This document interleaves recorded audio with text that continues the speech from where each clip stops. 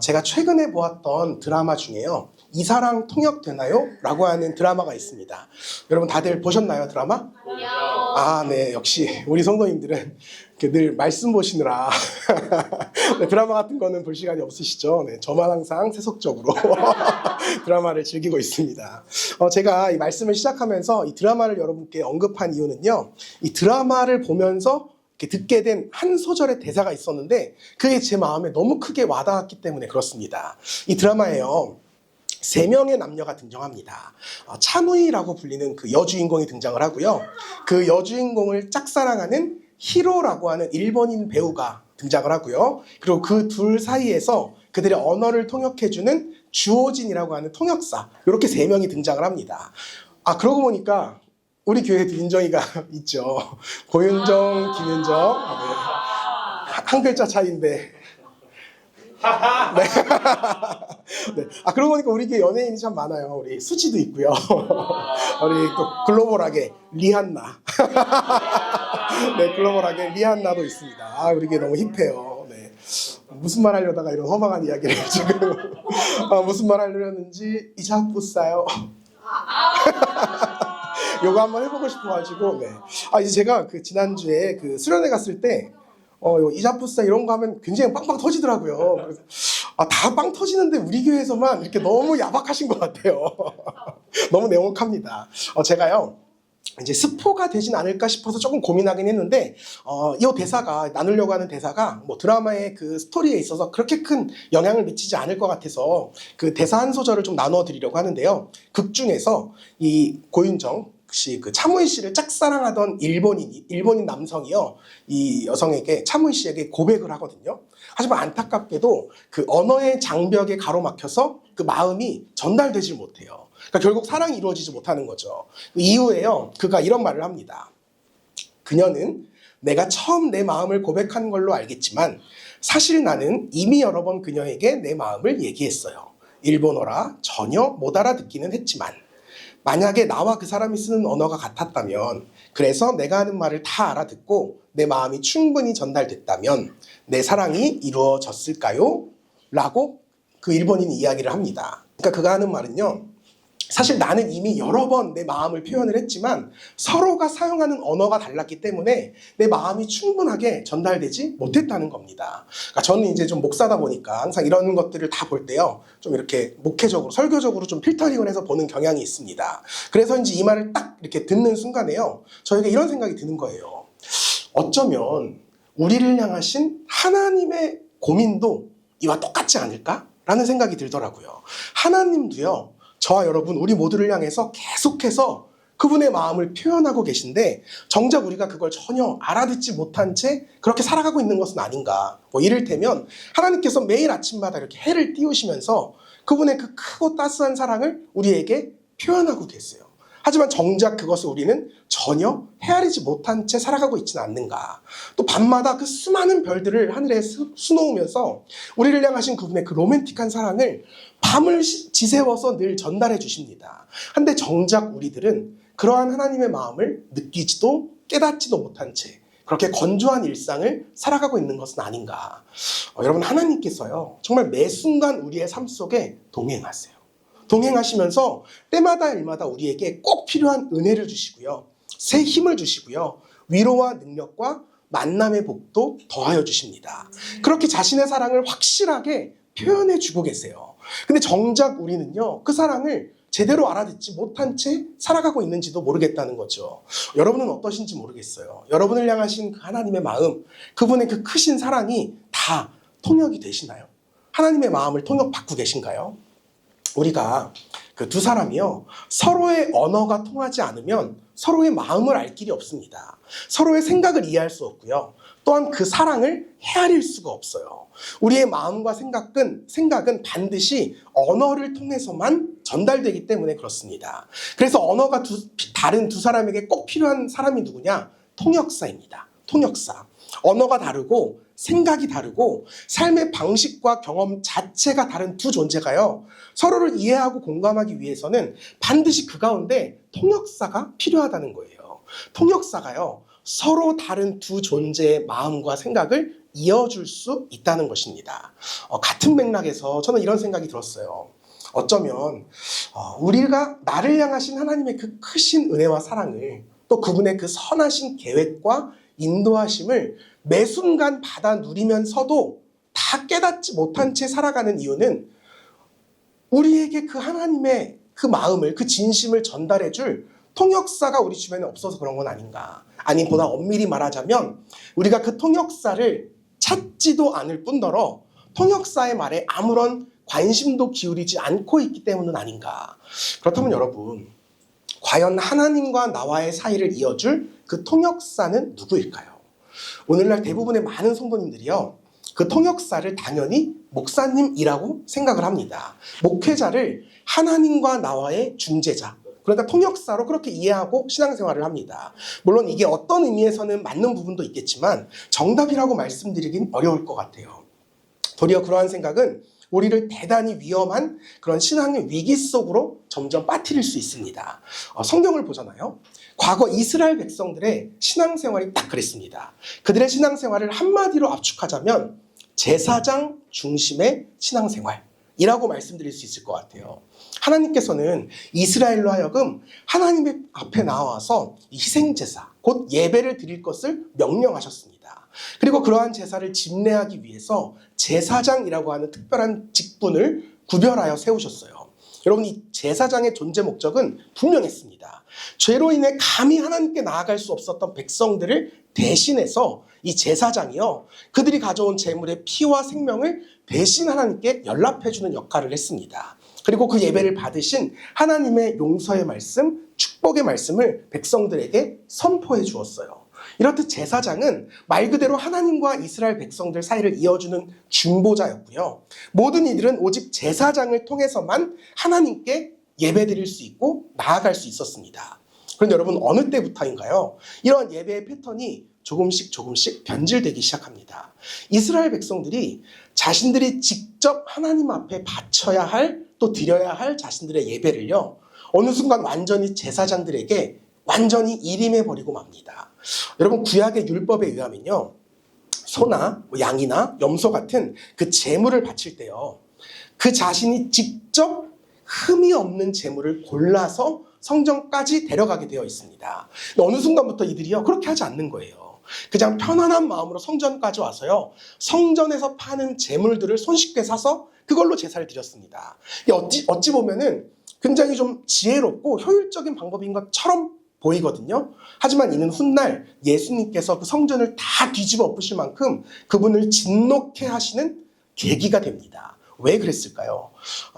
결론부터 미리 말씀을 드리면, 우리가 지혜롭다라고 생각했던 이 방법이요, 사실은 성경에 기록된 하나님의 말씀을 완전히 무시하고 불순종하는 행위였기 때문에 그렇습니다. 이게 너무나 힘겹고 고생스러운 일임에는 분명하지만, 그럼에도 불구하고 하나님께서 이스라엘 백성들을 향해서 흠없는 제물을 직접 골라서 바쳐라 라고 말씀하신 데에는 분명한 이유가 있으셨어요. 우리가 제물이 흠이 있는가 없는가를 알기 위해서는 제물을 구석구석 아주 자세하게 살펴봐야 됩니다. 막 귀도 이렇게 들어보고요, 다리도 들어보고요, 구석구석 자세하게 살펴봐야 돼요. 그래야 겉으로 보기에는 티가 나지 않는 작은 흠들도 정확하게 파악할 수 있기 때문에 그렇습니다. 하나님께서는요, 이 이스라엘 백성들이 제물을 자세히 살펴보는 이 과정을 통해서 겉으로는 드러나지 않지만 분명하게 존재하고 있는 자신들의 그 은밀한 죄악들, 이것들을 다시 돌아보고 회개하기를 바라셨습니다. 그렇구나. 비록 사람들의 눈에는 내 은밀한 죄악들이 드러나지 않아서 사람들은 다 모른다고 할 수 있겠지만, 적어도 모든 것을 아시는 하나님 앞에서는 감출 길이 없겠구나. 주님 앞에서 다 내 죄가 드러나는구나. 주님 용서하옵소서. 이것이 바로 하나님께서 우리에게 요구하시는 예배의 첫걸음, 회개였습니다. 제사를 드리기 위해서 이 제물을 준비하는 그 순간부터가 이미 예배의 시작이었다는 거예요. 그러나 그들이요, 자신들의 편의를 위해서 이러한 모든 과정들을 다 생략해버립니다. 그들의 예배에는 자신들의 그 지난 삶에 대한 어떤 반성도 없었고 회개도 없었습니다. 이것이 하나님의 마음을 너무나 아프게 만들었습니다. 뿐만 아니라 그렇게 고른 흠없는 제물을요, 자신이 직접 성전까지 끌고 와야 했습니다. 여러분, 짐승들이요, 본능적으로 자기가 죽을 자리는 다 안다고 합니다. 이게 소나 양 같은 이런 짐승들이 안 가려고 버티기 시작하잖아요. 웬만한 성인 남성도 힘이 대단히 붙이는 일이었다고 합니다. 그러니까 아주 기진맥진하면서 간신히 성전까지 재물을 끌고 가는 게 일이었습니다. 하나님께서 이런 과정을 우리에게 왜 허락하셨느냐? 이 과정을 통해서 죄인이 하나님 앞에 나아간다고 하는 것, 또 죄인이 자신의 죄를 속죄한다고 하는 것이 얼마나 힘겨운 일이고 어려운 일인지를 직접 깨닫게 하시기 위함이었습니다. 뿐만 아니라 단 한 번의 예배를 드리기 위해서 내가 직접 흘려야 할 나의 피, 땀, 눈물, 곧 예배를 위한 나의 헌신이 분명히 존재한다는 사실을 하나님은 알게 하시려고 이 과정을 우리에게 지키라고 명령하셨다는 거예요. 그러나 이스라엘 백성들이요, 자신들의 편의를 위해서 이 모든 과정들을 다 생략합니다. 다 제사장들에게 맡겨버려요. 즉, 예배를 드리기 위해서 자신들이 마땅히 해야 할 일들, 곧 자신들의 책임과 직무를 다 유기해버렸다는 겁니다. 제사장들에게 넘겨버렸어요. 이게 하나님의 마음을 너무나 아프게 만들었습니다. 나아가 마지막으로 하나님께서요, 제물의 그 각을 뜬다고 하죠. 각을 뜨는 일, 곧 제물의 가죽을 벗기고 이 내장과 다리를 다 분리하고 살코기를 나누는 그 모든 작업들을요, 예배자가 직접 하게끔 명령하셨습니다. 그러니까 제사장의 역할은 무엇이냐? 예배자가 직접 잡은 그 제물의 피를 성전 곳곳에 뿌리고요, 그 제물을 불태워서 하나님께 바치는 일이 사실 제사장 업무의 전부였습니다. 그렇다면 여러분, 왜 하나님께서는 굳이 예배자로 하여금 직접 제물의 각을 뜨게 만들었는가? 이 예배자가요, 자신이 직접 이 제물을 잡아 죽이면서 그 피를 온판 다 뒤집어 쓰잖아요. 그리고 그 울부짖는 짐승의 그 울음소리를 종일토록 들어야 합니다. 죽을 때까지 들어야 합니다. 또 각을 뜰 때 맡게 되는 그 피비린내와 온갖 악취를 직접 감수해야 합니다. 이 모든 과정을 통해서 이 한 가지 사실을 분명히 깨달아야 했습니다. 이것이 사실은 나의 죄값이구나. 아, 나의 죄로 인해서 사실은 내가 하나님 앞에서 이렇게 죽임당해야 했구나. 이 사실을 깨닫게 하시기 위해서 하나님께서는 예배자로 하여금 직접 이 모든 과정을 행하도록 명령하셨다는 거예요. 그런데 언젠가부터 이스라엘이요, 이 모든 과정을 다 제사장들에게 맡겨버립니다. 자신들은 제사장들이 행하는 그 모든 행위를 옆에서 뒷짐지고 가만히 지켜보고 있을 뿐이었습니다. 그리고 그것으로부터 이렇게 보는 것만으로도 자신의 예배가 하나님께 드려졌다, 나는 이제 모든 죄로부터 속죄됐다, 이렇게 만족하면서 돌아갔습니다. 그렇기 때문에 성경의 수많은 예언서들, 성경의 수많은 예언자들이요, 그 성경에 이렇게 기록을 했어요. 이스라엘의 그런 예배를 바라보시는 하나님의 심정을 이렇게 묘사합니다. 너희가 무수한 예배를 드린다 할지라도 너희의 그러한 진정성 없는 예배는 내가 결코 받지 아니할 것이다.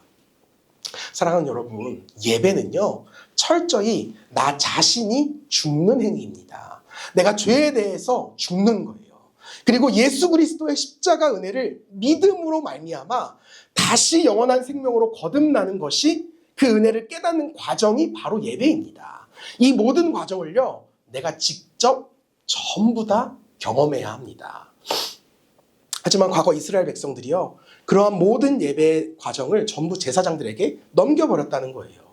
그러니 예배의 그 모든 과정 속에서 경험하게 되는 그 어떤 회개도, 용서도, 거듭남의 은혜도 누릴 수 없었다는 겁니다. 그럼 여러분, 여기에서 우리가 잠시 우리의 신앙, 또 우리의 삶을 돌아봤으면 좋겠어요. 과연 이것이 과거 이스라엘 백성들만의 영적 죄악의 문제인가? 어쩌면 오늘 우리도 그러한 동일한 모습의 신앙생활을 이 땅에서 지금 이 시간 행하고 있는 것은 아닌가? 여러분, 구약 성경이 증거하고 있는 제사장하고요, 예수님께서 이 땅에 오신 이후, 그 신약 시대 이후를 살아가는 우리 시대의 목회자는요, 엄연히 다른 존재입니다. 다른 역할을 수행하는 구별된 존재예요. 그러나 그럼에도 불구하고 우리는 여전히 제사장 이퀄 목회자라고 하는 등식을 세워놓고 옛 이스라엘과 동일한 신앙생활을 하고 있는 것은 아닌가 생각해 보아야 합니다. 여러분, 우리도요, 아닌 것 같지만 사실은 굉장히 목회자 중심적인, 아니 어쩌면 목회자 의존적인 신앙생활을 하고 있다는 것 아십니까? 마치 우리가 우리 재산을요, 은행이나 혹은 어떤 재무 전문가에게 일임한 채 아예 뭐 은행에서 알아서 지켜주겠지, 혹은 그 전문가가 알아서 내 자산을 이렇게 불려주겠지, 크게 신경 쓰지 않고 살아가는 것처럼 어쩌면 우리 또한 우리의 신앙을 흔히 신앙 전문가라고 불리는 목회자에게 완전히 일임해버리고 아예 내 신앙은 목사님이 알아서 잘 해주시겠지. 이런 안일한 생각 속에서 그저 편안하게 신앙생활하고 있는 것은 아닌가. 우리가 돌아보아야 합니다. 나를 위한 기도는 목사님이 대신 해주시겠지. 나를 위한 말씀은 목사님이 대신 받아서 설교하시겠지. 내가 드릴 예배는 목사님이 대신 잘 준비해 주시겠지. 내게 주실 하나님의 은혜는 목사님을 통해서 나한테 전달해 주시겠지. 믿음은 있으나 우리가 믿음이라고 부르는 것이 어쩌면 하나님을 향한 믿음이 아니라 목회자를 향한 믿음은 아니었는지. 성경은 예수님께서 십자가에 달려 죽으시던 바로 그 순간에요. 오직 제사장만 들어갈 수 있다고 여겨졌던 그 지성소의 입구를 막고 있던 커튼, 그 휘장이 위에서부터 아래로까지 쫙 찢어졌다라고 분명히 증거하고 있어요. 이게 무슨 말이냐?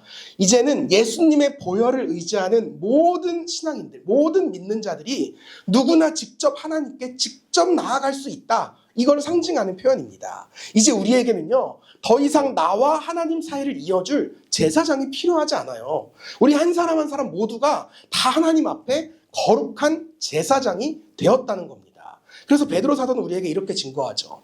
너희는 택하신 족속이요 왕 같은 제사장들이라. 하지만 오늘날 많은 크리스천들이요 여전히 이 말씀을 잊은 채 신앙생활을 해요.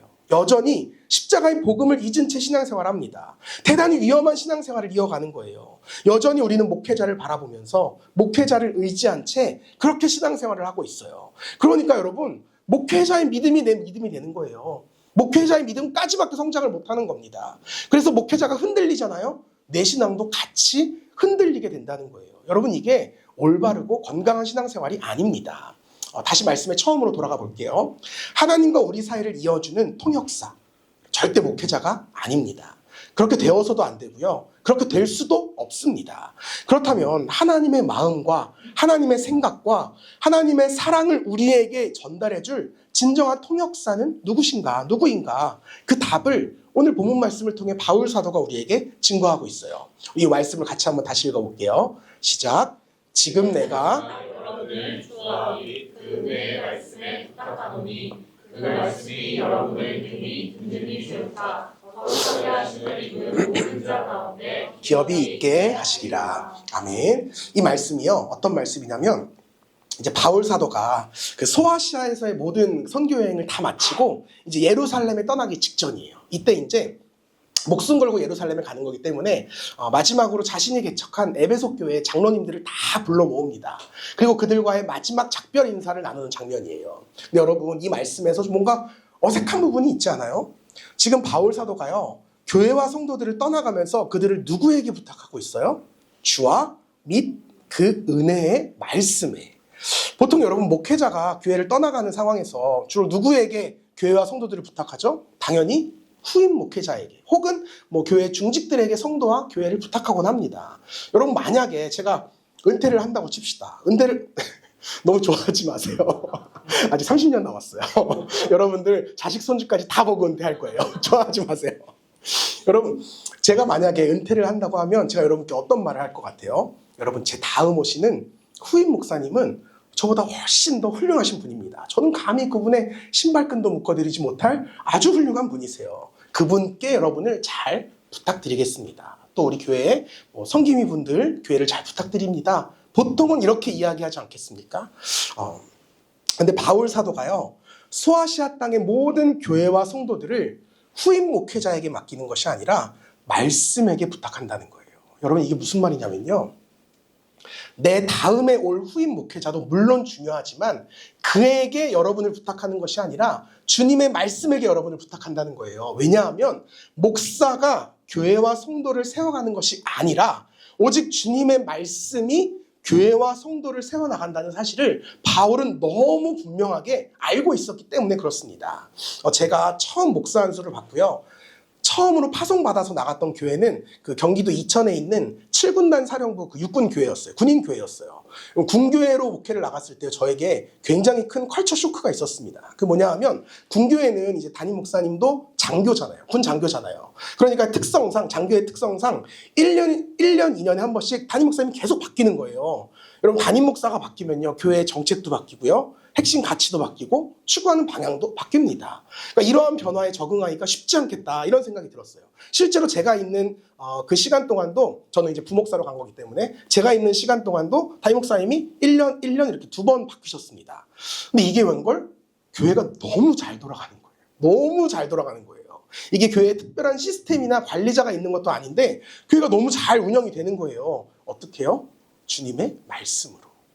교회의 핵심 가치가 목사의 목회 철학에 있는 게 아니라 말씀 그 자체에 있는 거예요. 그 교회에 딱 들어가면요 크게 액자에 딱 글자가 써 있어요. 하나님 사랑, 군인 사랑. 이웃 사랑이 아니라 군인 사랑. 하나님 사랑, 군인 사랑. 이 핵심 가치가 너무 분명하게 세워져 있으니까요. 누가 와서 뭘 해도요. 그냥 이 말씀에 준해서 모든 사역을 다 결정하고 진행하는 거예요. 그때 제가요. 아무도 저에게 알려주지 않았던 목회의 가장 중요한 원리 한 가지를 배웠습니다. 교회를 이끌어가는 것은 목사도 아니고 시스템도 아니고 중직도 아니고 하나님의 말씀이구나. 목사가 교회를 세워가는 게 아니라요. 말씀이 교회를 세워가는 거예요.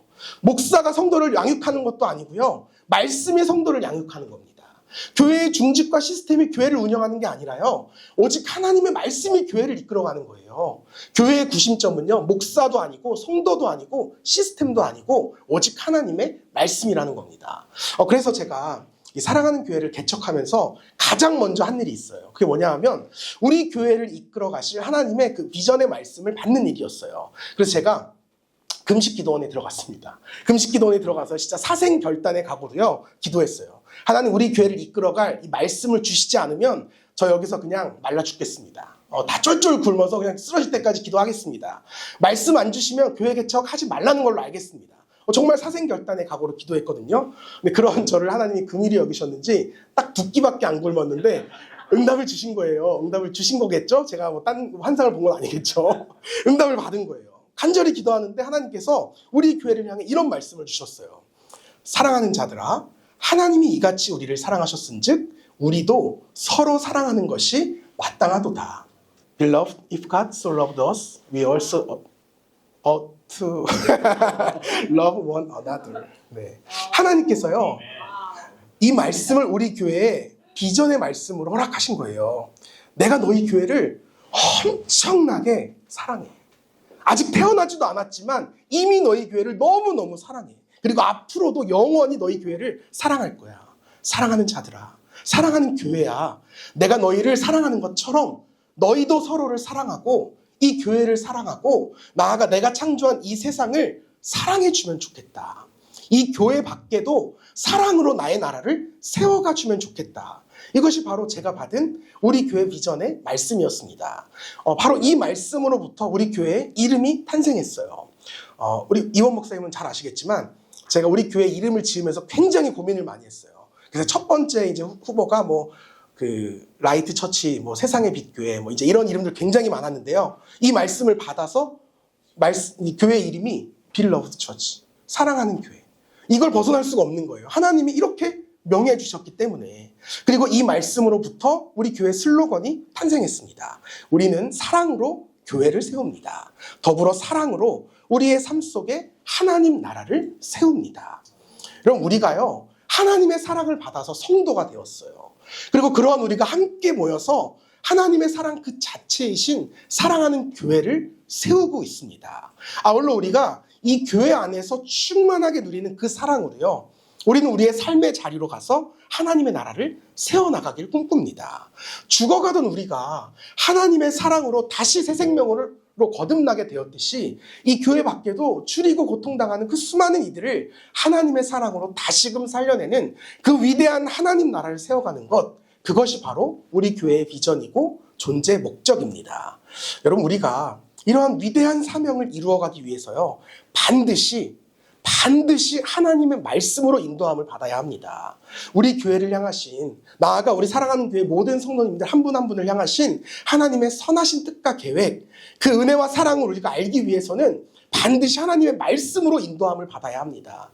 곧 하나님의 마음과 생각과 사랑을 우리에게 통역해 주시는 유일한 존재는요, 하나님의 말씀인 성경이라는 거예요. 이 성경이라고 하는 사실을 우리는 반드시 믿음으로 고백해야 합니다. 우리는 오직 성경을 통해서 하나님의 말씀을 통해서 우리를 향하신 하나님의 진심을 깨닫게 되는 것입니다. 그런데 여러분, 이처럼 우리가 하나님의 말씀으로 하나님을 알아간다, 하나님의 뜻을 알아간다, 이게 도대체 무슨 말일까요? 너무 추상적이잖아요. 이걸 구체적으로 우리가 어떻게 깨달을 수 있을까요? 제가 지난 한 주 동안요, 이사랑 통역되나요? 라는 드라마를 줄기차게 봤거든요. 저는 이제 스타일이 이렇게 한 주씩 못 기다려요. 그래서 다 끝날 때까지 기다렸다가 딱 끝나면 그냥 하루에 10시간 계속 봅니다. 눈에서 피가 나도록 계속 그냥 보는 거예요. 그냥 보는 거예요. 지난 한 주 동안 거의 10시간 가량 이 드라마의 주인공인 김선호 씨와 고윤정 씨를 제가 줄기차게 봤잖아요. 주로 이제 핸드폰으로 보니까 이렇게 놓고 보거든요. 코앞에 놓고 봐요. 코앞에 놓고. 심지어 아주 열정적으로요, 둘의 사랑을 그렇지 그렇지 이러면서 막 응원까지 했습니다. 하지만 여러분, 제가 그들을 이렇게 가까이 놓고 보았다 할지라도, 그들의 사랑을 정말 열정적으로 응원했다 할지라도 제가 과연 그들을 안다고 할 수 있을까요? 아니요. 저는 사실 그들에 대해서 아무것도 모릅니다. 제가 그들을 알기 위해서는 반드시 한 가지가 선행되어야 돼요. 그들과의 직접적인 만남과 교제가 있어야 합니다. 그래야 그들의 생각을 알 수 있고요, 그들의 삶을 함께 공유할 수 있습니다. 마찬가지로 우리가 평생을 교회에 다녔다고 한들 과연 우리가 하나님을 제대로 안다고 말할 수 있을까요? 하나님과 내가 전혀 인격적인 만남을 가져보지도 못했고 하나님과의 그 친밀한 영적인 교제도 누려보지 못했다면 과연 내가 하나님을 안다라고 말할 수 있을까요? 아닙니다. 여러분, 교회에 다닌 물리적인 시간이 그분과 우리와의 관계를 보장해주지 못해요. 더욱이 그분을 향한 나의 열심, 봉사, 헌신이 그분과 나와의 관계를 보장해주지 못합니다. 우리가 하나님을 알아갈 수 있는 유일한 방법은요, 그분의 말씀을 통해서 그분의 마음과 생각을 알아가는 거예요. 여러분과 제가 보다 친밀하게 이렇게 교제하려면, 더 깊이 알아가려면 우리가 뭘 해야 돼요? 반드시 깊이 있게 교제하고 대화해야 합니다. 그 과정을 통해서 서로를 이해하고요, 공감하게 되는 거예요. 그게 서로를 알아가는 과정입니다. 마찬가지로 우리가 하나님과의 관계 역시 그분과의 대화와 교제가 선행되어야 합니다. 곧 그분의 말씀을 배우고 깨닫고 신뢰하고 응답받는 과정을 통해서, 또 우리가 실천하고 적용하는 과정을 통해서 우리가 하나님을 알아갈 수 있고요, 그분의 생각을 이해할 수 있고 그분의 사랑을 체험하게 되는 것입니다. 그렇게 말씀을 통해서 하나님과의 관계가 비로소 친밀해질 수 있다는 거예요. 이것이 바로 우리가 하나님의 말씀인 성경을 가까이 해야 하고 자주 읽고 쓰고 묵상하고 내 삶에 적용하며 살아가야 할 분명한 이유가 된다는 거예요. 우리가 작년 그 전교인 성경 1독에 이제 이어서 올해는 요한복음 성경 필사에 도전하잖아요. 여러분, 하루에 고작 3절인데요. 이게 막상 써보면요, 진짜 쉽지 않아요. 쉽지 않습니다. 더욱이 이제 하루 이틀 밀리기 시작하잖아요. 이것이 엄청난 심판이 돼서 내 삶을 짓누르기 시작합니다. 저도요, 이제 일전에 사역했던 교회에서 전교인 시편 필사를 한 적이 있어요. 근데 이게 차일피일 미루다 보니까 어느덧 이제 한 주 앞으로 제출일이 다가온 거예요. 내가 목사인데 안 할 수 없잖아요. 아직 50장이 남은 거예요. 그래서 한 주 동안 진짜 죽어라 썼거든요. 정말 손목이 잘려나가는 극한의 공포와 고통을 경험하게 되었습니다. 이게 정말 주님의 진노의 심판이구나 라는 사실을 제가 깨달았어요. 그래서 그때 제가 결심한 게 뭐냐면, 내가 죽었다 깨나도 다시는 성경필사 안 한다, 이 마음이 저에게 있었는데, 그럼에도 불구하고 또 이렇게 성경필사에 도전하는 이유가 무엇일까요? 스탐. 말씀을 쓰면서요, 우리의 마음과 삶에 하나님의 말씀을 담자는 겁니다. 말씀을 쓰면서 우리 주님을 또 닮아가자는 거예요. 여러분, 말씀이요, 하나님과 우리 사이를 유일하게 이어주는 통역사입니다. 하나님과 우리 사이를 이어주는 유일한 통역사는 하나님의 말씀입니다. 우리는 오직 말씀을 통해서 나를 향하신, 또 우리를 향하신 하나님의 생각과 뜻과 계획과 사랑과 은혜를 알아갈 수 있고 경험할 수 있습니다. 그러므로 사랑하는 성도 여러분, 우리가 말씀을 가까이 해야 합니다. 여러분, 성경을 읽고 쓰세요. 그 말씀을 묵상하시고 묵상한 말씀을 소화시켜서 여러분 삶 속에서 실천하십시오. 그래서 말씀이라고 하는 통역사를 통해서 하나님의 마음을 깨닫고 하나님의 사랑을 온전히 받아 누리는 우리 사랑하는 교회 모든 성도님들이 되시기를 주님의 이름으로 축복합니다. 이제 한 가지 이야기를 해드리면서 말씀을 좀 맺고자 합니다. 그렇다면 여러분, 우리가 어떻게 하면 이 하나님의 말씀을 정말 살아있는 말씀으로, 그 생생한 말씀으로 받아 누릴 수 있을까요? 제가 그 2시 탈출 컬투쇼라고 하는 라디오에서 들었던, 라디오 프로에서 들었던 얘기거든요. 이 프로의 DJ인 그 김태균 씨가요, 자신이 어떻게 라디오 DJ가 되었나 이거를 이야기해 주었던 적이 있어요. 마치 간증하듯이 소개하더라고요. 이 김태균 씨가 어려서 아버지를 여의고 어머니 홀로 이제 자녀들을 힘겹게 키우시면서 굉장히 힘겨운 형편 속에서 학창 시절을 보냈다고 합니다. 정말이지 너무 힘들고 너무 외롭더래요. 그런데 그런 불우한 삶 속에서 유일한 낙이 하나 있었다는 거예요. 그게 뭐냐? 바로 이문세의 별이 빛나는 밤에. 이 라디오 프로가 너무 큰 위로가 되어줬다는 거예요. 하루 종일 너무 힘들고 외로웠는데 그 밤에요, 라디오를 통해 흘러나오는 그 이문세 형님의 목소리가 또 그 노래들과 수많은 사연들이요, 자기를 그렇게 위로해 주었다는 겁니다. 그 모든 사연들이 다 나에게 들리는 이야기처럼 들렸대요. 그리고 그 모든 노래들이 다 나에게 불러주는 노래처럼 그렇게 들었답니다.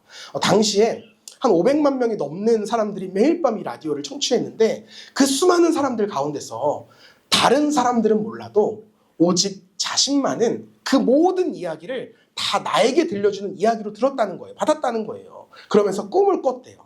아, 나도 나중에 저렇게 누군가를 위로해주는 사람이 되고 싶다.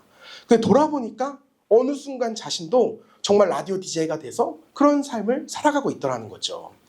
사랑하는 성도 여러분, 하나님의 말씀이 똑같습니다. 우리가 하나님의 말씀을요, 정말 나에게 주시는 말씀으로 받을 때 그 말씀이 내 말씀이 되는 거예요. 지금 이 시간에도요, 전 세계 수많은 사람들이 하나님의 말씀을 듣고 있을 거예요. 하지만 그 말씀으로 인해서 진정으로 내 삶의 변화가 일어나고 나의 꿈이 이루어지는 기적은 그 말씀을 나에게 주시는 하나님의 말씀으로 받아 누리는 자에게만 일어나는 엄청난 축복이라는 겁니다. 여러분, 우리가 이왕 신앙생활 할 거, 이왕 말씀 생활하는 거, 정말 이런 말씀 생활에 도전해 봐야 하지 않겠습니까? 내가 읽고 쓰고 있는 이 하나님의 말씀이 진정 나에게 주시는 하나님의 말씀으로 임하기를, 이 강단에서 지금 선포되고 있는 이 하나님의 말씀이 진정 나에게 말씀하시는 하나님의 음성으로 들리기를, 내가 읽고 쓰고 듣고 실천하는 이 말씀으로 내 삶이 온전히 인도하심을 받기를, 우리가 정말 그런 말씀 생활에 도전해 보아야 하지 않겠습니까? 저는 매일 설교 준비를 할 때마다요, 제가 짊어지는 거룩한 부담감 한 가지가 있어요. 이제 주일마다 여러분들이 교회 오시잖아요. 처음에는 다 웃으시면서 이제 들어와요. 근데 이렇게 말씀을 나누다 보면요, 그때 딱 마주하게 되는 여러분의 그 진솔한 표정들이 있어요. 저는 그거를 이분의 영혼이 보이는구나, 저는 그렇게 믿거든요. 정말이지 여러분, 그 표정들이요, 내가 오늘 이 설교를 듣고 새 힘을 얻지 못하면 정말 그 삶의 무게를 감당하지 못하고 당장이라도 주저앉아 버릴 것 같다. 이런 표정들이요, 설교 준비를 할 때 떠오릅니다. 또 이 말씀을 듣기 위해서 멀리서부터 한참을 오시는 분들도 계시잖아요. 우리 서쪽 땅끝마을에 송도 계시고, 남쪽으로 동탄 있고, 오면서 죽전 있고, 또 우리 이제 요즘에는 김포 있고, 목동 있고, 이분들은 진짜 대중교통으로 또 오잖아요. 2시간 반씩 걸려서 온단 말이에요. 이런 분들이 이렇게 그 얼굴들이 막 떠올라요. 또 영적으로 무지한 자신의 심령을 깨우치고 싶어서 정말 가난한 심령으로 말씀 앞에 나오는 분들도 계시고요. 몸과 마음이 완전히 지쳐있는 자신의 심령을, 자신의 상태를 회복하고 싶어서 간절하게 말씀을 사모하는 그 눈빛으로 저를 바라보는 분들도 계십니다. 그분들의 얼굴이 설교를 준비할 때 생각이 나요. 그때마다 제가 너무 큰 부담감을 느낍니다. 만약 그분들이 설교를 통해서 하나님의 은혜를 받지 못하고 허탈하게 교회 문을 나서게 된다면 설교자로서 내가 그게 얼마나 부끄럽고 고통스러운 일일까. 너무나 큰 부담감이죠. 그래서 매주요, 몸부림을 치면서 설교 준비를 합니다. 예전에는 설교 준비하는 게 재밌었어요. 하나님 말씀 이런 거였구나. 근데 지금은 더 이상 저에게 설교 준비가 재미가 아니에요. 고통의 몸부림입니다. 그런데 제가 오랜 시간 이 과정을 겪어오면서 깨닫게 된 사실 한 가지가 있어요. 물론 설교자가 최선을 다해서 말씀을 준비할 때 성도님들이 그 말씀을 꿀처럼 달게 받으시는 건 사실입니다. 하지만 그에 앞서서 저의 최선과 여러분의 은혜가 늘 비례하지는 않는다는 사실을 제가 깨닫게 된 거예요. 저는 오늘 말씀 대박이다, 저는 홈런을 쳤다고 생각했는데 돌아가는 여러분의 표정은 공허하실 때가 있어요. 반대로 저는요, 오늘 말씀 진짜, 야, 이건 개도 못 주는 죽이다. 이건 진짜 나 삼진아웃 당했다. 이런 생각이 들었는데, 돌아가는 여러분의 얼굴에요, 그 환한 구원의 감격이 충만할 때가 있어요. 이런 경험들을 많이 하다 보니까요, 제가 깨닫게 된 확신이 한 가지 있는데, 제가 설교를 잘 준비하는 것만큼이나 중요한 게 뭐냐 하면, 이 말씀을 받으려고 하는 여러분의 마음가짐이라는 거예요. 말씀을 통해 은혜를 받으시는 분들의 모든 공통점 한 가지는요, 선포되는 하나님의 말씀을 나에게 주시는 하나님의 말씀, 나를 위한 하나님의 음성으로 받으시는 분들입니다. 여러분, 설교자가 아무리 주옥 같은 말씀을 전한다 할지라도요, 그걸 나에게 주신 하나님의 말씀으로 받지 않으면 그 말씀의 은혜가 내게 임할 수가 없어요. 사도행전을 보잖아요. 베드로 사도가요, 같은 설교를 전하거든요. 근데 한 그룹은요, 그 말씀을 받고 예루살렘 교회 공동체를 세웁니다. 근데 한 그룹은요, 그 똑같은 말씀을 받고 마음이 더 강팍해져서 그를 죽이고자 합니다. 여러분, 이처럼 말씀을 받는 우리의 마음가짐이 너무 중요하다는 거예요. 사랑하는 성도 여러분, 여러분 말씀을 들으실 때, 또 말씀을 읽고 쓰고 묵상하실 때, 이것이 나에게 주시는 하나님의 말씀이구나 라는 믿음으로 말씀을 받으셔야 돼요. 바로 그때 하나님의 말씀이 은혜로 다가오기 시작합니다. 말씀은요, 하나님께서 자신의 마음을 우리에게 전하시기 위해 우리에게 허락하신 가장 완벽하고 유일한 통역사예요. 그리고 그 말씀이 사람의 몸을 입고 우리에게 오신 분이 바로 예수 그리스도이십니다. 그래서 요한사도는 이렇게 고백하죠.